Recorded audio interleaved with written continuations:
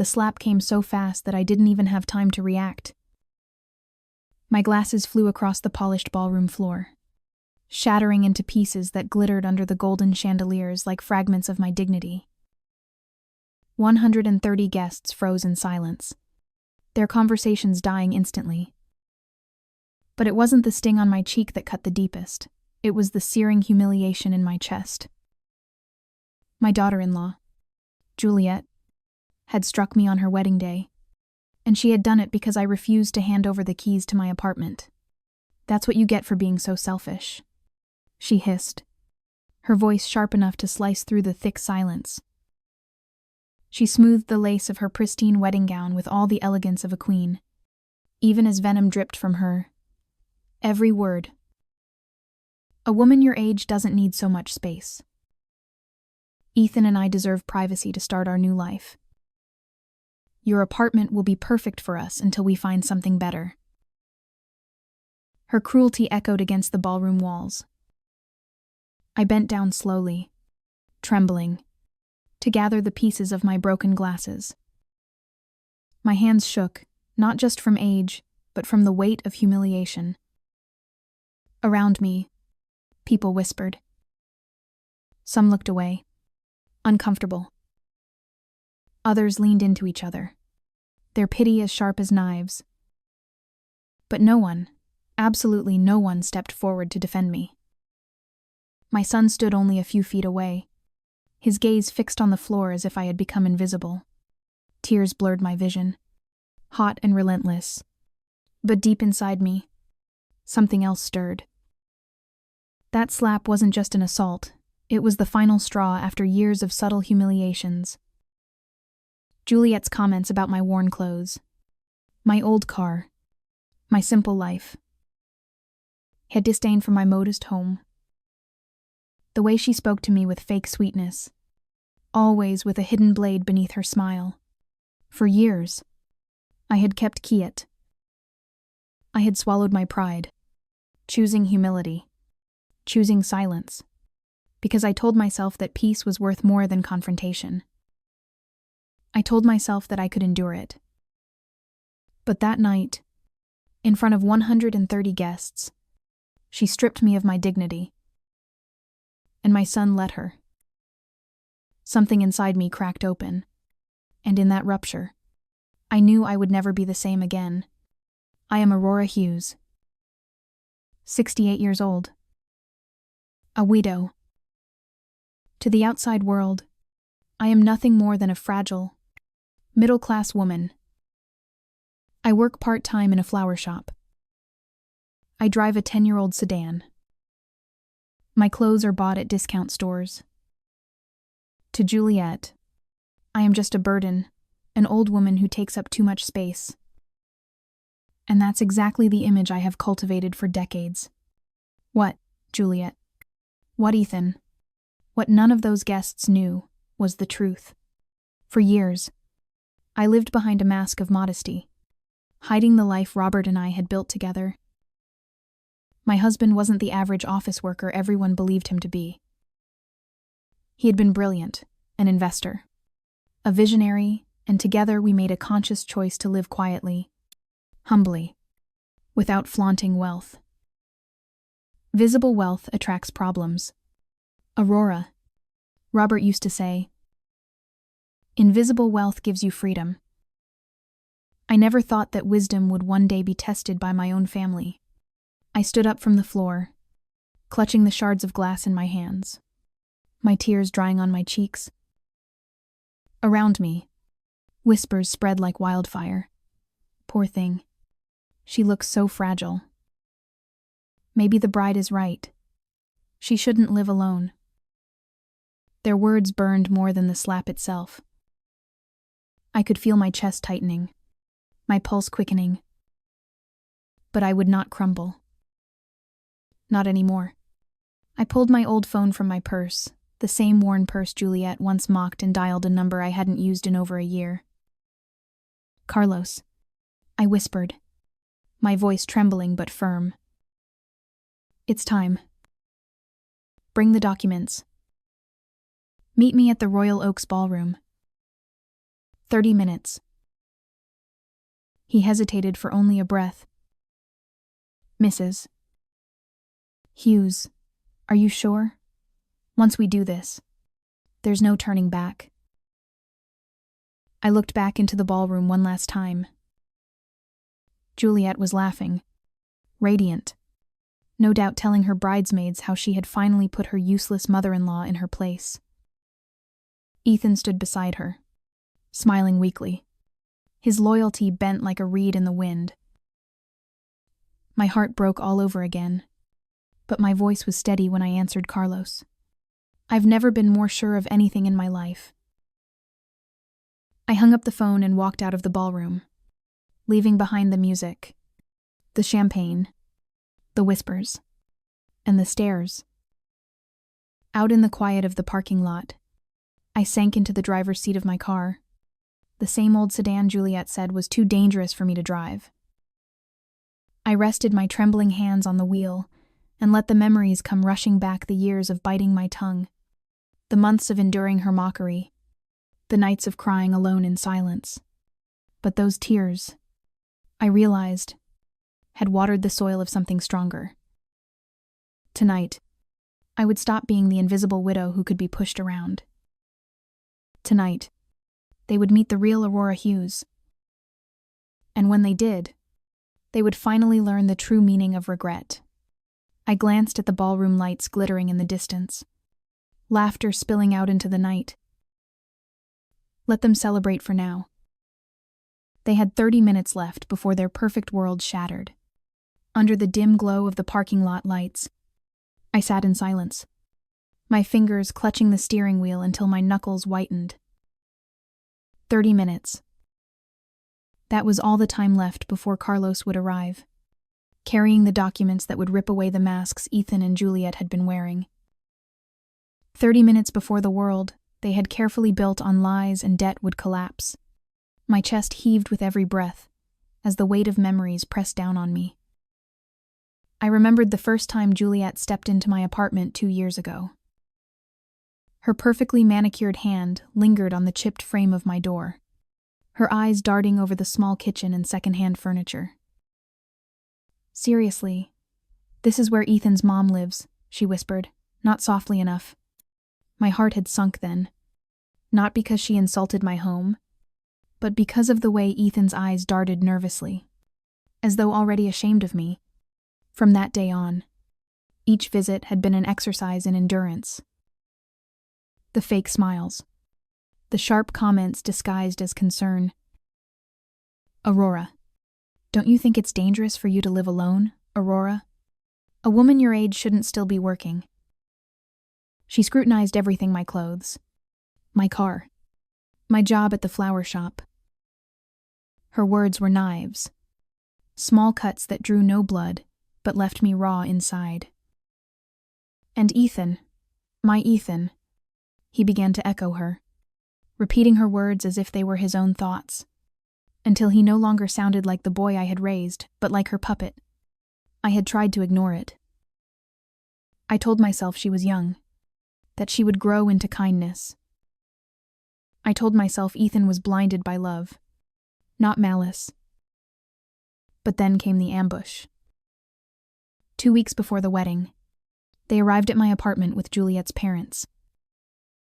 I will never forget that moment, the smugness in her mother's eyes, the patronizing tone in her father's voice. They sat me down like a child and told me what was best for me. They had even found a retirement home, complete with medical care, social activities, prepared meals, as if my life was a burden to be relocated. The pretense of concern had slipped, replaced by cold calculation. They wanted my apartment, my home, the walls where Robert and I had planned our future, where he had taken his last breath in my arms. To them, it was nothing but square footage and market value. Mom, Ethan had said then, his voice low, rehearsed. They're right. It would be better for everyone if you moved to a place more appropriate for your age. Appropriate for my age. Those words had burned into me like fire. I stared at my son, searching for a trace of the boy who once defended me on the playground when bigger kids mocked my accent. The boy who used to hug me and say, "Don't worry, Mom, I'll always protect you." But he wasn't there. He was gone. That night I cried harder than I had in years. Not for myself, but for the final death of the illusion that my son still loved me unconditionally. And that night, I had made the call to Carlos. Prepare the documents. I had told him, if they want war, then they will have it. Now, sitting in the parking lot, I remembered the details Carlos uncovered for me.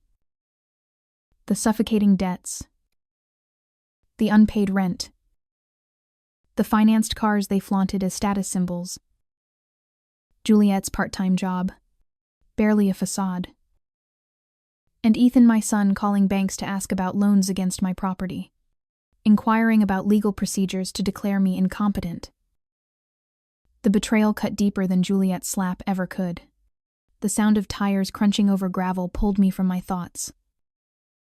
A familiar figure approached Joseph, my neighbor of 10 years, holding a brown folder in his hands.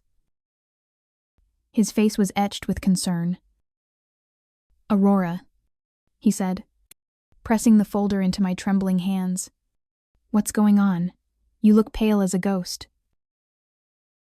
I explained in short, clipped sentences, and his expression hardened. "I knew that girl was poison," he muttered. His loyalty warmed me, even as dread coiled in my stomach. Inside the folder were the documents Robert and I had safeguarded for decades, proof of a life hidden in plain sight. Bank certificates, property deeds, investments. The empire we had built quietly while living as though we had none of it. I ran my hands over the papers, the weight of them grounding me. To Juliet, my apartment was the crown jewel. What she didn't know was that it was the least valuable piece of what I owned. My true wealth wasn't in the walls she coveted, but in choices made long ago with Robert, the office building downtown, the investments, the beach house. Assets that could change lives. Assets I had concealed even from Ethan. But the cruelest irony was this: for years, I had been secretly saving Ethan from his own recklessness. The rent he thought was discounted, covered by me. The credit card debts he thought were wiped by sheer luck, paid by me. Even some of the wedding expenses that were now being celebrated with champagne had been made possible because I quietly bled my own resources into his bottomless pit of mistakes. And yet, there he was, standing silent while his wife slapped me. The bitterness rose in my throat, but I swallowed it down. Tonight was not about bitterness. Tonight was about truth. Headlights flared at the edge of the lot, and I knew Carlos had arrived. My heart pounded as I stepped out of the car, clutching the folder. With every step toward him, I felt the timid, quiet Aurora dissolving. In her place stood the woman Robert had always believed I was capable of being strong, clear-eyed, and unafraid. "Mrs. Hughes." Carlos greeted me, his legal brief under his arm. "Are you completely sure? Once we walk through those doors, there will be no undoing it." I looked past him at the ballroom, glowing with laughter and music, the very place where I had been humiliated. My answer came easily. I've never been more sure of anything. The music inside the ballroom swelled, a joyful waltz masking the storm that was about to rip through those gilded walls. My heels clicked against the marble floor as Carlos and I entered, side by side, and suddenly the music cut off as though someone had pulled the plug. 130 pairs of eyes turned toward us, curiosity flickering across their faces. I felt the weight of their judgment pressing down, but for the first time that night, it didn't crush me. It fueled me. Juliet was the first to notice. Her eyes narrowed. Her painted lips curled. Aurora. She spat across the room. You left. Wasn't that enough drama for one evening? Her voice carried over the crowd, sharp and mocking. She thought she had won. She thought the old widow had slunk away, beaten and humiliated. But Carlos stepped forward, his voice steady, professional, slicing through the hush. Ladies and gentlemen, I apologize for the interruption. My name is Carlos Jones, financial and legal advisor to Mrs. Aurora Hughes. I have urgent matters to address with Mr. Ethan Hughes and Mrs. Juliet Dawson. Gasps spread like ripples in water. Guests craned their necks, pulling out phones, eager to record what they instinctively knew was no ordinary wedding drama. Ethan stepped forward, pale and trembling. His tea hung loose, his composure unraveling. Mom, what is this? Who is this man? His voice carried that nervous quiver I remembered from childhood, when he tried to hide his mistakes from me. Only now. His mistakes were far too big to hide. Carlos opened his folder, his tone precise, merciless. Mr. Hughes, this is notification that the financial guarantee your mother provided for your lease agreement has been terminated. Effective immediately. You have 30 days to secure a new guarantor or vacate the property. The words struck like thunder. Ethan's face drained of color, his lips parting in disbelief. Guarantee, he whispered. What guarantee? But I saw in his eyes that deep down, he already knew. He had always known. He just never wanted to face it. Carlos did not pause. Additionally, the monthly transfers of $4, $500 to your accounts funds covering rent, credit cards, vehicle insurance, and other expenses have been suspended permanently. Juliet shrieked. That's impossible. She's penniless. Look at her. She drives a car older than me. She works in a flower shop. She couldn't have been paying. Her words dissolved into hysteria, her voice rising until it broke. Guests shifted uncomfortably, some staring with fascination, others shaking their heads. Appearances can be deceiving, I said, my voice calm, clear. For years, I had whispered. Tonight, my words were a blade. For 3 years, Juliet, I have kept you and Ethan afloat. I paid your rent. I covered your debts. Even tonight's celebration exists only because of me. And yet you slapped me. You humiliated me. You treated me as if I were nothing. A murmur rolled through the room. Some guests raised their phones higher, recording.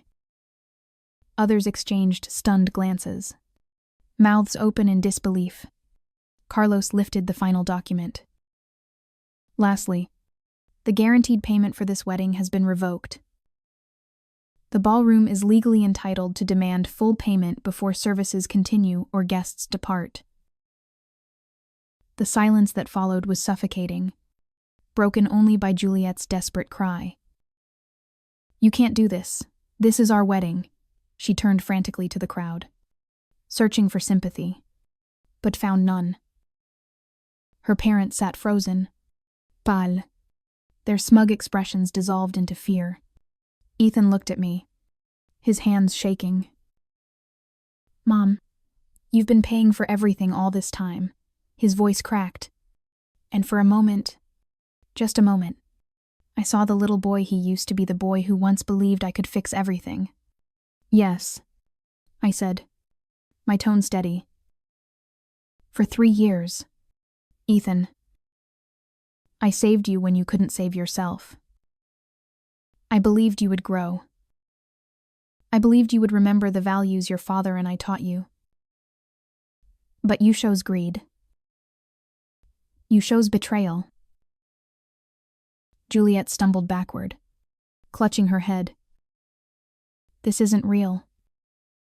This can't be real. She began pacing in frantic circles, her gown dragging like a burden she could no longer carry. You're a poor old woman. You're nothing. I took a step toward her, my voice cold as steel. No, Juliet. I am a woman you underestimated. And tonight, you will learn what happens when kindness is mistaken for weakness. The ballroom held its breath. Carlos drew out the last paper, his words sharp as a verdict. Mr. Hughes, your mother has also amended her will. Effective immediately, all assets previously designated for you have been redirected to charities supporting victims of elder abuse. The impact was devastating. Juliet staggered as if struck, hair knees buckling beneath hair. Ethan's face crumpled into horror, disbelief, and finally, something dangerously close to regret. You can't disinherit him, Juliet screamed. He's your only son. A son who stood silent while his wife humiliated me in front of the world. I answered, my voice rising with decades of suppressed pain. A son who plotted to strip me of my home. A son who forgot who I was. Until tonight. The ballroom was silent, the air heavy with truth.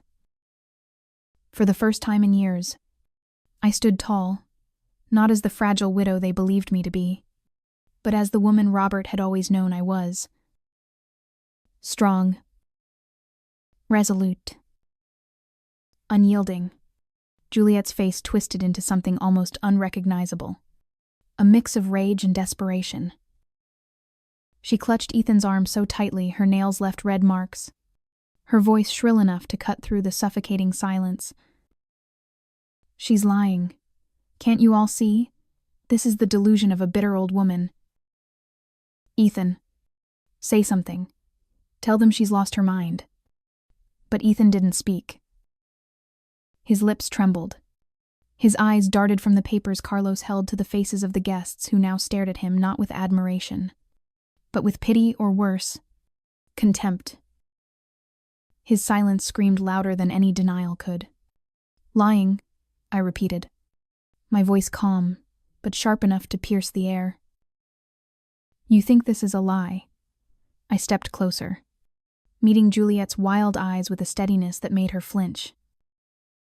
Ask the ballroom manager if it's a lie when the payment is canceled tonight. Ask your landlord when the guarantee disappears tomorrow. Ask the bank when your accounts run dry. You wanted me invisible, Juliet, but tonight, I am undeniable. Gasps rippled through the crowd. Some guests turned away from Juliet, whispering furiously. Others pulled out their phones, filming every second as if they knew history was being made before their eyes. Juliet's mother finally stood, her face ghost white, her voice shaking with false composure. Mrs. Hughes, surely this isn't necessary. We can discuss things privately. This is a wedding, not a courtroom. I turned to her, my expression hard. You made it public when you sat in my living room and told me I should sell my home to fund your daughter's life. You made it public when you plotted to have me declared incompetent. Tonight, your family's greed has been witnessed by every person here. So tonight, the truth will be witnessed as well. A murmur of approval moved through the guests like a wave. Some even nodded. Others shifted uncomfortably in their seats. Torn between fascination and horror, Ethan finally spoke, his voice cracking under the weight of everything unraveling. Mom, please. Don't do this. You don't understand what this will do to us. We'll lose everything." The words cut deeper than he realized. Us. Not you. Not what this has done to you. Mom. No. He was still thinking only of himself, of Juliet, of the empire of lies they had tried to build. "You lost everything the moment you betrayed me," I said quietly. "You lost me the moment you chose silence while she struck me. You lost your inheritance the moment you plotted to take from me what was not yours. And now you will lose the illusion that you can live off my kindness forever." Juliet's father, his voice tight with panic, attempted one last appeal. "Mrs. Hughes, think carefully. Do you really want to destroy your son's future? He is your only child. Do you want him to resent you until your dying breath?" I looked straight at him, and for the first time all night, I smiled not with joy, but with clarity. "No.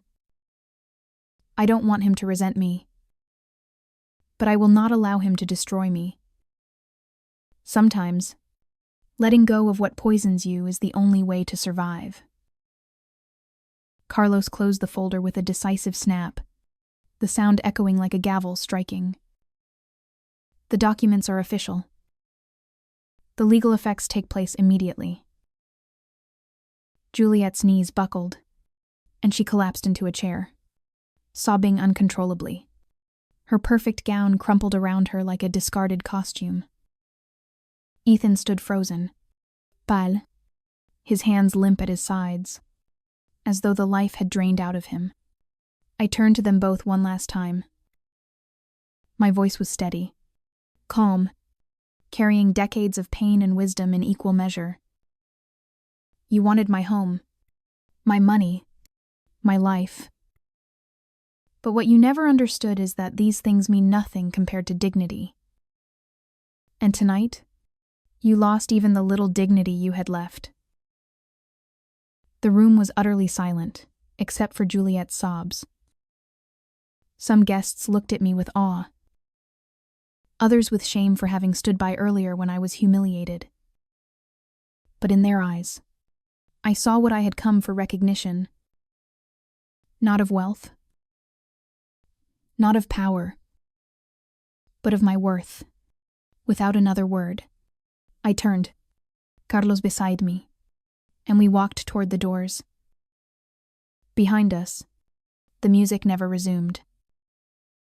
Behind us, Juliet's sobs filled the hollow air. Behind us, Ethan's silence weighed heavier than any words he could have spoken. I pushed the ballroom doors open and stepped into the cool night. For the first time in years, the air felt clean in my lungs. For the first time in years, I felt free. The night air hit my skin like a baptism, washing away the suffocating perfume and champagne-soaked whispers of the ballroom. Outside, under the cold glow of the parking lot lamps, I felt lighter, though the heaviness in my chest had not vanished, only shifted. Carlos walked beside me, his silence respectful, his presence steady. Behind those doors, my son's new life had collapsed in less than 30 minutes. Juliet was crumpled in her gown, weeping, not for love lost, but for luxuries slipping through her fingers. Ethan stood paralyzed, stripped of excuses, stripped of illusions, finally forced to face the hollow man he had become. I should have felt triumphant. I should have felt vindicated. And yet, as I sank into the seat of my old sedan, a grief I hadn't prepared for surged up from somewhere deep inside me. Because beneath the betrayal, beneath the humiliation, beneath the righteous fire, there was still the quiet ache of a mother who had lost her son. Carlos placed a gentle hand on my shoulder. "You were brave tonight, Mrs. Hughes," he said softly. "I've seen families destroyed by greed, but rarely have I seen someone stand so firmly in the storm." I nodded, but words failed me. My heart was too heavy. The drive home blurred past in silence, the city lights streaking against the windows like ghosts of memories I couldn't chase away. When I opened the door to my apartment, Joseph was waiting in the hallway, leaning on his cane. His eyes searched my face, then flicked to the folder I carried against my chest. He didn't need to ask. He already knew. "It's done," I whispered. He nodded gravely, then stepped forward and wrapped me in a hug, so warm and steady it cracked the dam inside me. Tears spilled down my cheeks, soaking into the shoulder of his worn sweater. "It had to be done," he murmured. "Some people only learn when they're left to face their own mess. You gave Ethan every chance. Tonight, you gave him the truth." But the truth was a double-edged sword. It cut him, but it cut me too. The next 3 days passed like a strange dream. My phone rang incessantly, 37 calls from Ethan, 14 hysterical messages from Juliet, 2 furious visits from her parents pounding on my door. I didn't answer. I couldn't. Instead, Joseph came by every morning with coffee and pastries. We sat on my balcony in silence, watching the sunrise. For the first time in years, my home felt like a sanctuary again, not a contested prize. Carlos visited too, bringing updates that twisted the knife in wounds I didn't know I had. Ethan and Juliet had been evicted from their apartment. The ballroom had filed legal proceedings for the unpaid $53. Ling, ling, ling. Their credit cards were canceled. Their cars repossessed. Piece by piece, their carefully crafted facade crumbled into dust. I listened, numb, sipping my tea as if he were telling me the weather.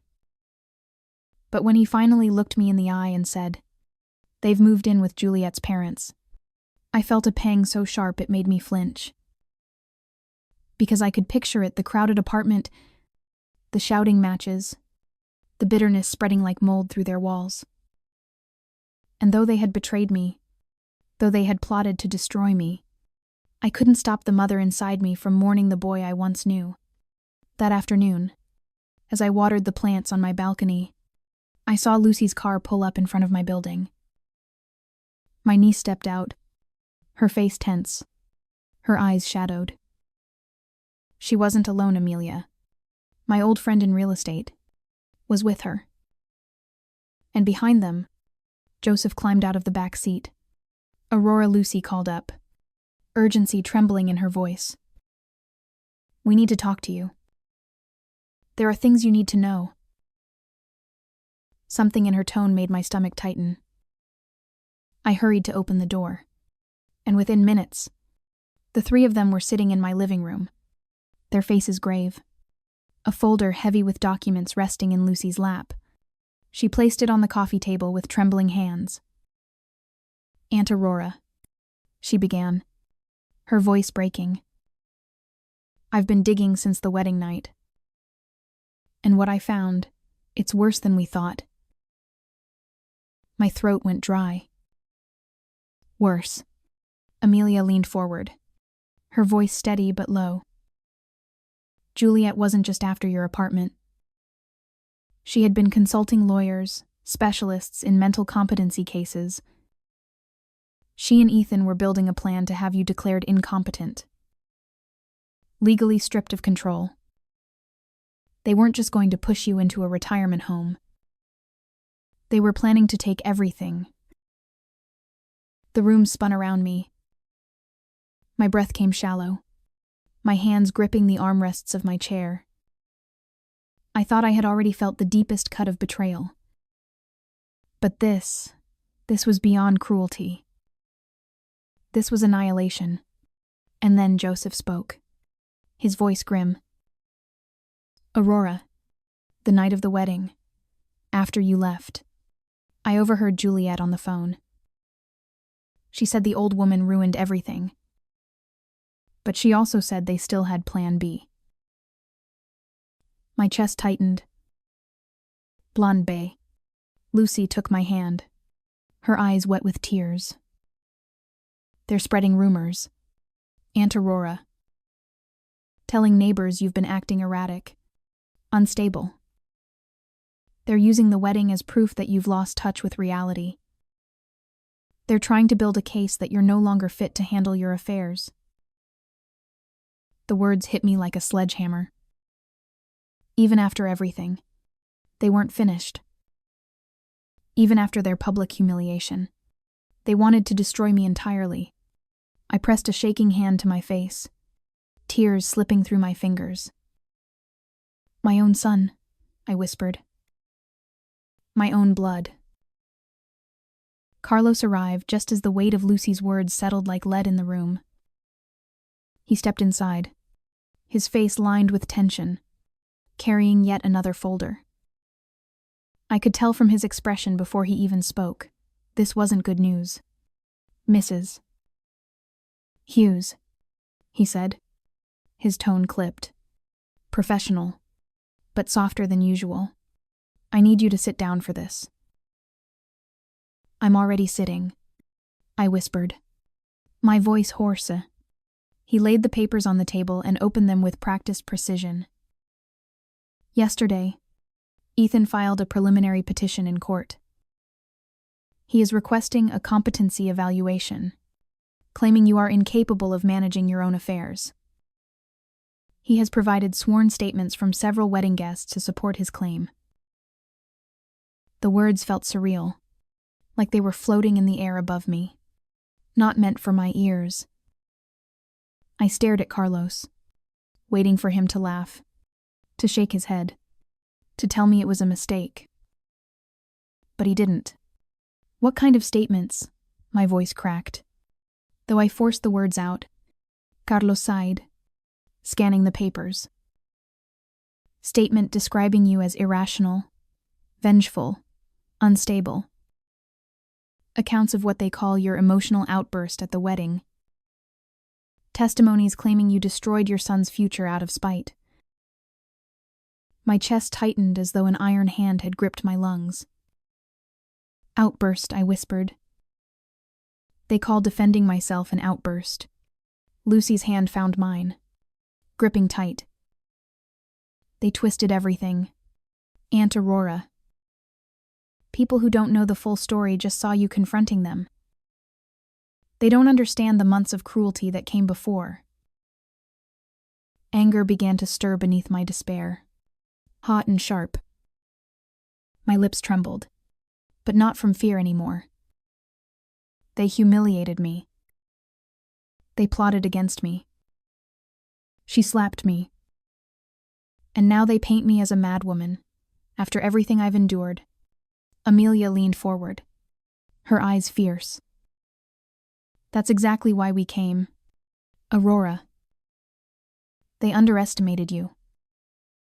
They don't know what we know. They don't know the evidence you have. Joseph pulled out his phone, swiping quickly before holding it up. Look at this. On the screen was a video, shaky but clear. The moment Juliet slapped me. Gasps from the guests. My trembling figure bending to collect my broken glasses. The venom dripping from Juliet's voice as she demanded my keys. It's gone viral, Joseph said, his voice firm. Thousands of views. Tens of thousands of comments. People aren't calling you unstable. They're calling you brave.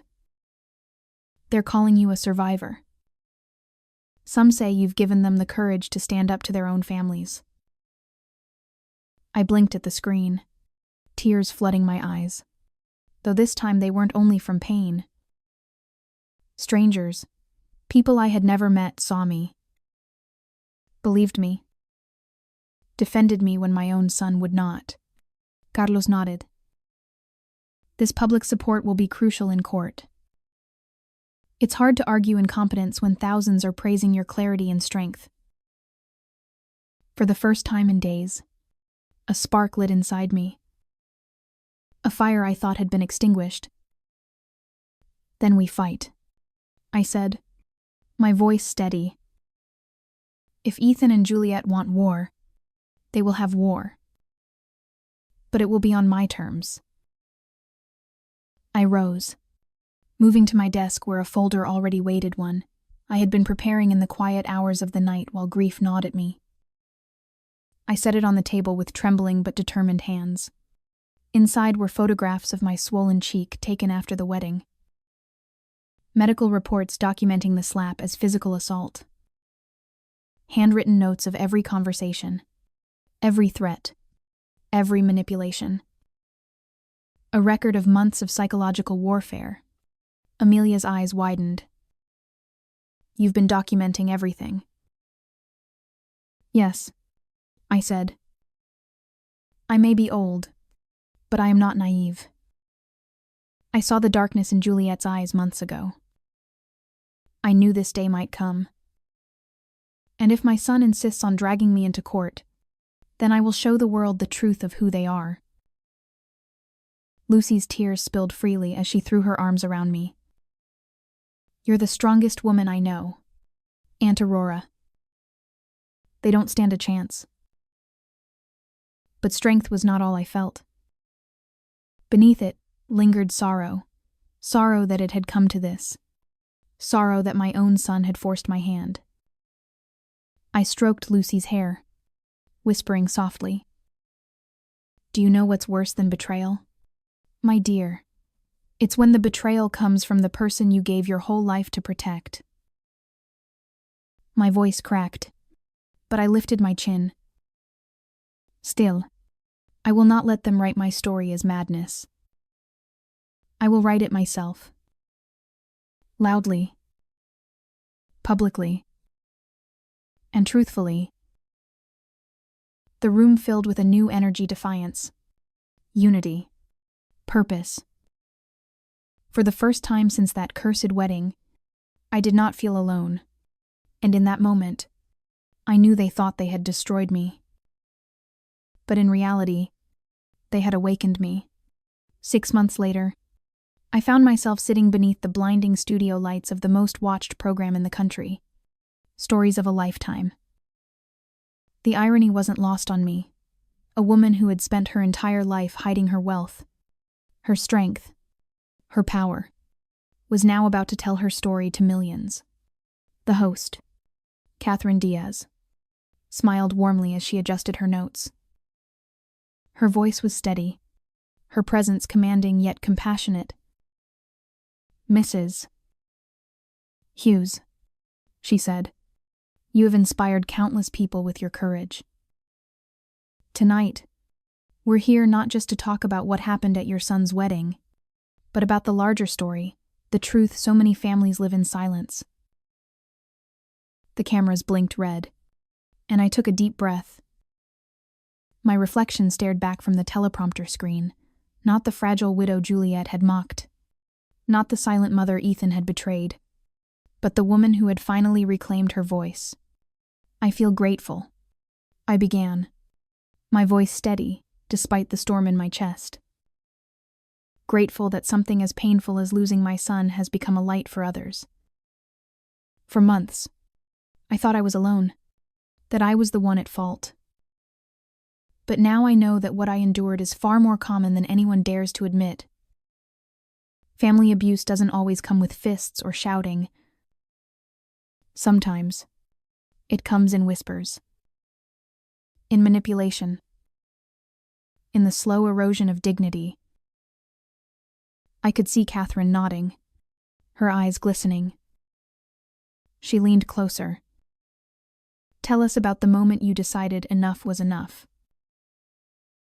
I closed my eyes for a brief second, and there it was again, the sting of Juliet's palm, the crash of my glasses, the gasps of 130 silent witnesses. The slap, I whispered. That was the moment. In front of everyone, she reduced me to nothing. And Ethan, my own son, stood there, silent. That was when I knew it was no longer about protecting him.